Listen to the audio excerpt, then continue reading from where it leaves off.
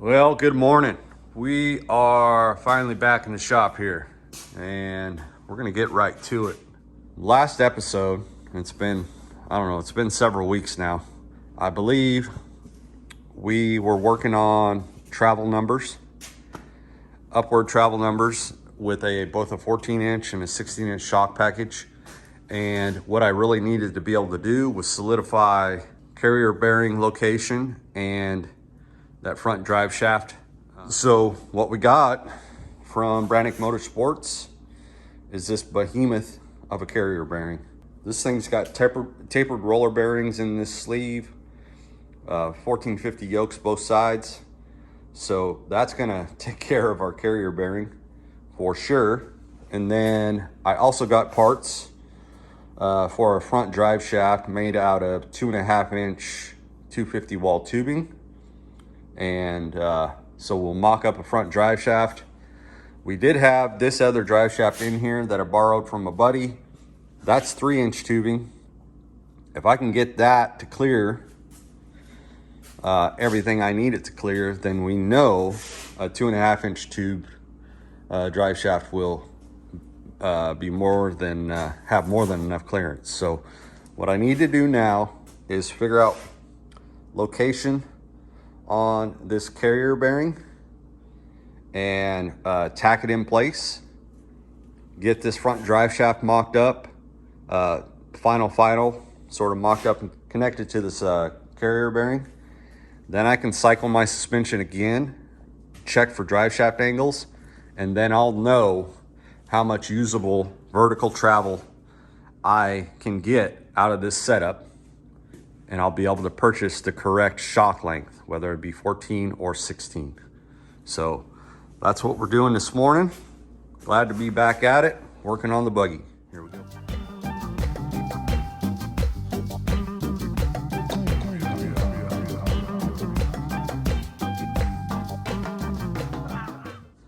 Got the transmission in.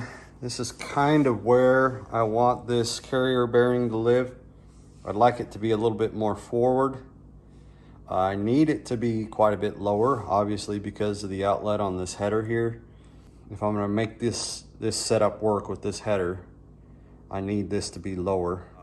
The other thing I'm probably gonna need to do is take and clock the transfer case downward. So rotate it down. That's one of the awesome things about Atlas transfer cases is that you can clock them so you can rotate them whatever way you need to make them fit your application. That way, if I rotate that down, I lower the center or this carrier bearing down, and I rotate or clock the transfer case down, I'm gonna have a flatter, more even planed mid shaft there, mid drive shaft. So I think that's kind of what we're looking for.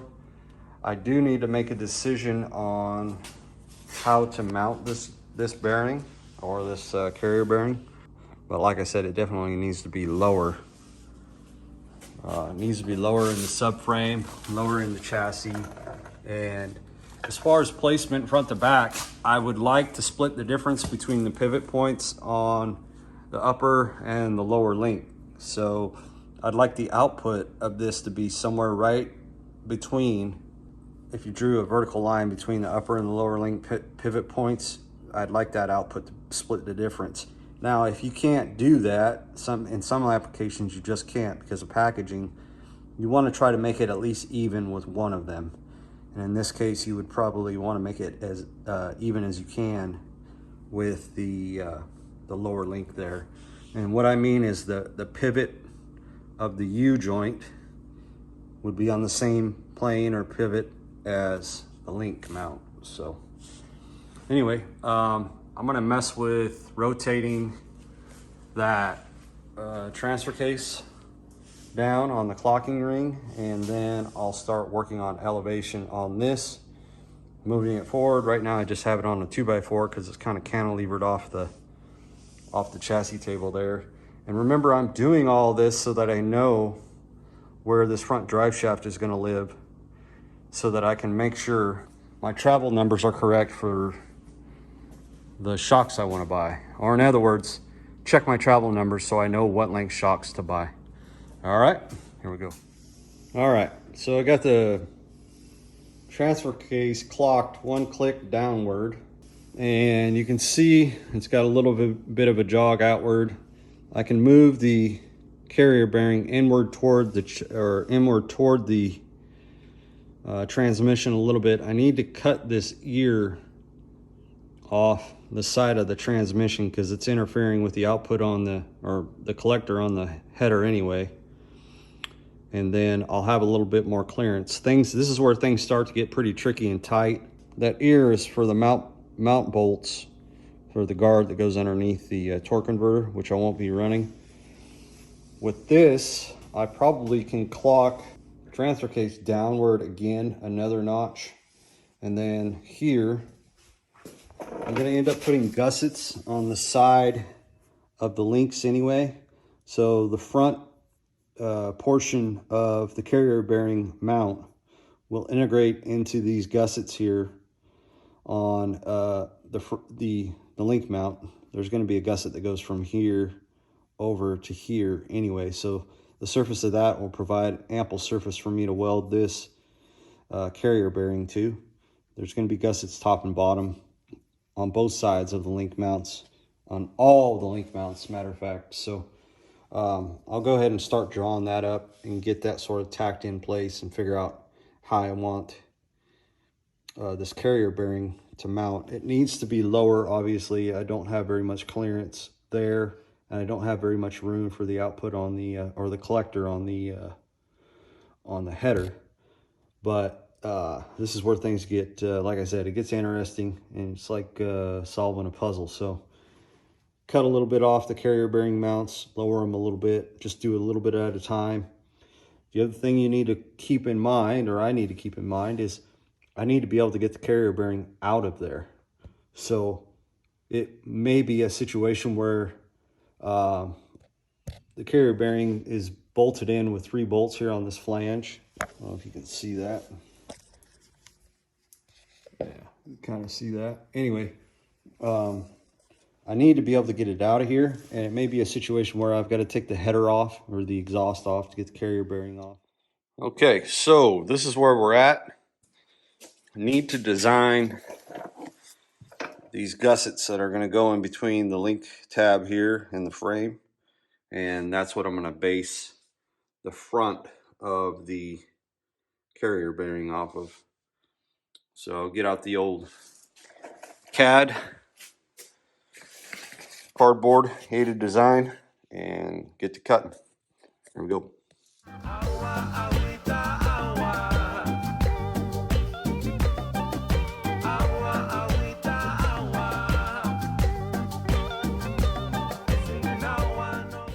All right, so I got my cardboard template there. I'm gonna go ahead and cut. I gotta get on the computer and design this real quick.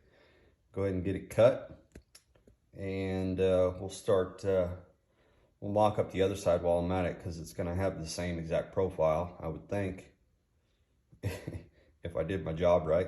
And we'll go ahead and kind of get this carrier bearing tacked in place. All right.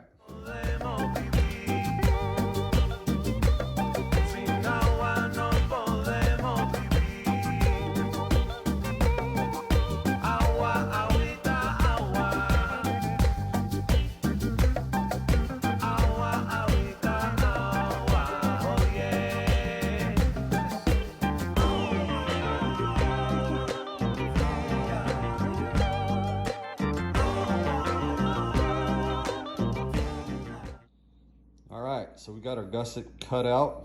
I cut this out of 3/16 because it's going to be supporting the carrier bearing.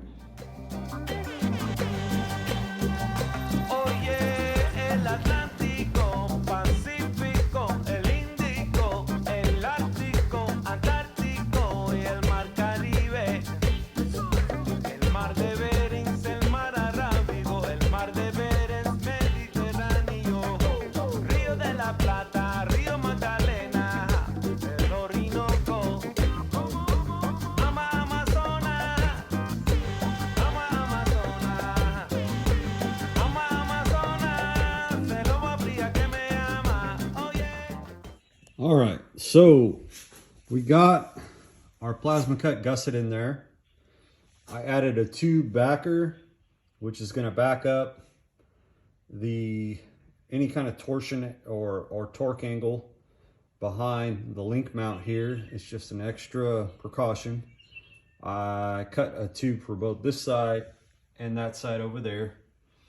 Now what I got to do is I'm going to triangulate and put a gusset over top of here, which is what the carrier bearing mount will weld to.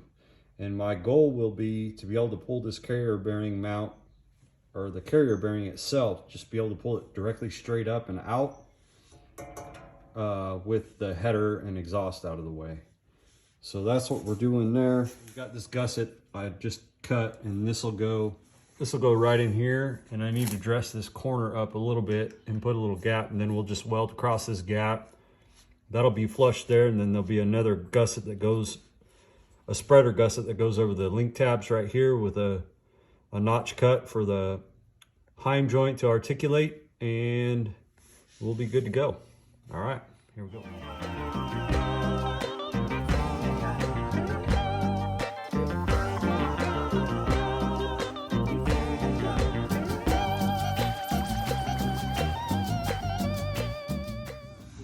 All right, so I'm kind of in an awkward position, but you can see what I got going here with the gussets.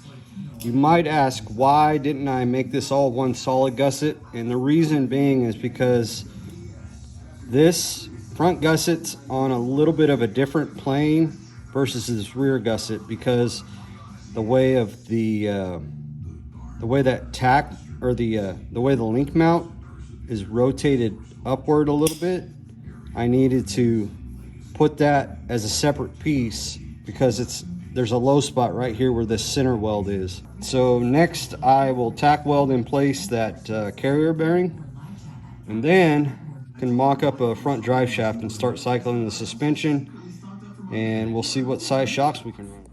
All right, so after a bunch of cussing and discussing, I finally got this carrier bearing in. It's just sitting there. I bolted up the drive shaft. I had to shorten up the tube on the drive shaft, put a U-joint in there. I bolted it up. It's just sitting there. It's not attached, it's not tacked, it's not anything. I would like to move the carrier bearing forward right now, although where it's at, it's not bad. The only problem is I would like to move it this way more, but I can't because the ear of the bracket is up against the upright on the chassis here.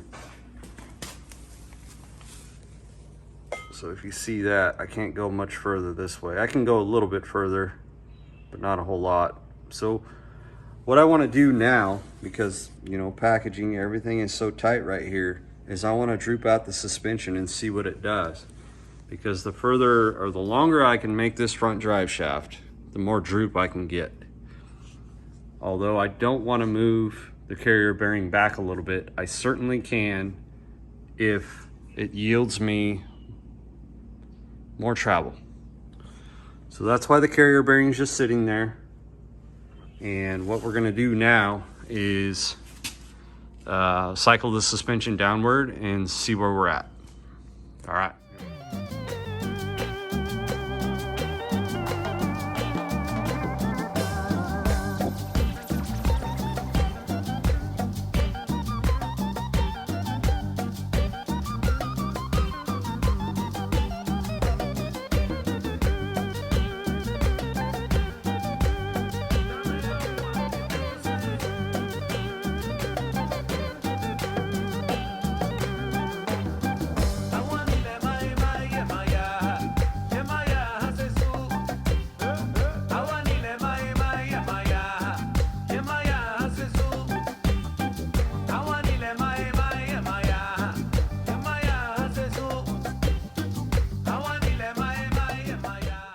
All right, well, I think we're going to wrap this video up. I have determined with the carrier bearing sort of mocked in place right there that I can use a full 16-inch shock, which is what I've been waiting on doing this entire time. So we got the drive shaft in there.